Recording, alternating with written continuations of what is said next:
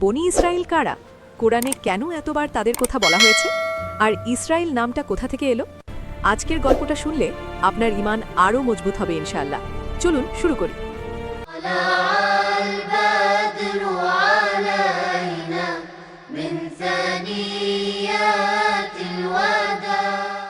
কুরআনুল কারিমে বনি ইসরাইল শব্দটা অনেকবার এসেছে, প্রায় 40+ বার।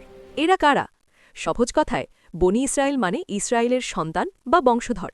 আর ইসরায়েল হল একজন মহান নবীর উপাধি, হজরত ইয়াকুব আলাইহিসসালাম। হ্যাঁ, ঠিক শুনেছেন, হজরত ইয়াকুব আলাইহিসসালামের আরেক নাম ইসরায়েল। বনি অর্থ সন্তান বা বংশধর, তাই বনি ইসরায়েল মানে হজরত ইয়াকুব আলাইহিসসালামের বংশধরেরা। এই বংশের শুরু কোথায়? হজরত ইয়াকুব আলাইহিসসালাম ছিলেন হজরত ইসহাক আলাইহিসসালামের ছেলে, আর হজরত ইসহাক আলাইহিসসালাম ছিলেন হজরত ইব্রাহিম আলাইহিসসালামের ছেলে। অর্থাৎ হজরত ইয়াকুব আলাইহিসসালাম হলেন হজরত ইব্রাহিম আলাইহিসসালামের নাতি। হজরত ইয়াকুব আলাইহিসসালামের 12 জন ছেলে ছিলেন। এই 12 ছেলের বংশ থেকে 12টা গোত্র তৈরি হয়, যাদেরকে পরে বনি ইসরায়েল বলা হয়। এদের মধ্যে সবচেয়ে বিখ্যাত হলেন হজরত ইউসুফ আলাইহিসসালাম, যার গল্প আমরা সূরা ইউসুফে পড়ি। এখন আসল প্রশ্ন, কেন হজরত ইয়াকুব আলাইহিসসালামকে ইসরায়েল বলা হলো? ইসরায়েল শব্দটা হিব্রু ভাষা থেকে এসেছে। অনেক মুফাসির বলেন ইসরা মানে বান্দা বা সেবক, আর এল মানে আল্লাহ। তাই ইসরায়েল মানে আল্লাহর বান্দা বা আল্লাহর সেবক। কিছু তাফসিরে বলা হয়েছে এটা আল্লাহর সাথে সংগ্রামকারী বা আল্লাহর জন্য সংগ্রামশীল অর্থও বহন করে, কারণ হজরত ইয়াকুব আলাইহিসসালাম জীবনে অনেক পরীক্ষা কষ্টের মুখোমুখি হয়েছেন, কিন্তু সবসময় আল্লাহর উপর ভরসা রেখে ধৈর্য ধরেছেন। কোরআনে এই নামের উল্লেখ আছে দুটো জায়গায়।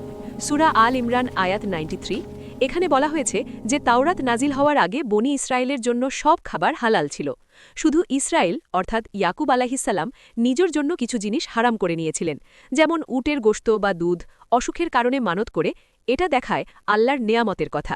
সূরা মারিয়াম আয়াত 58, এখানে বলা হয়েছে হজরত আদম আলাইহিসসালাম, নূহ আলাইহিসসালাম, ইব্রাহিম আলাইহিসসালাম আর ইসরায়েলের বংশধরদের মধ্য থেকে যে নবীগণকে আল্লাহ নির্বাচিত করেছেন, তারা যখন রহমানের আয়াত শুনতেন তখন সিজদায় পড়ে কাঁদতেন।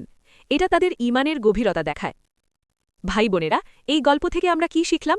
আল্লাহ যখন কাউকে আল্লাহর বান্দা বলে ডাকেন, তখন সেটা সবচেয়ে বড় সম্মান। রমজানে আমরাও চেষ্টা করি নিজেদের আল্লাহর সত্যিকারের বান্দা বানাতে, কৃতজ্ঞতা আদায় করি, কারণ আল্লাহ আমাদেরকে যে নিয়ামত দিয়েছেন তা বনি ইসরায়েলের মতো অসংখ্য। আজকের আমল, রমজানের প্রথম দিনে বেশি বেশি শুকরিয়া পড়ুন, আলহামদুলিল্লাহি রাব্বিল আলামিন। কমেন্টে লিখুন আলহামদুলিল্লাহ যদি গল্পটা আপনার ঈমান বাড়িয়ে দিয়ে থাকে। লাইক করুন, শেয়ার করুন আর সাবস্ক্রাইব করে বেল আইকন টিপুন, যাতে পরের দিনের গল্প মিস না হয়। জাযাকাল্লাহু খাইরান। ওয়াসসালামু আলাইকুম ওয়ারাহমাতুল্লাহি ওয়াবারাকাতুহু।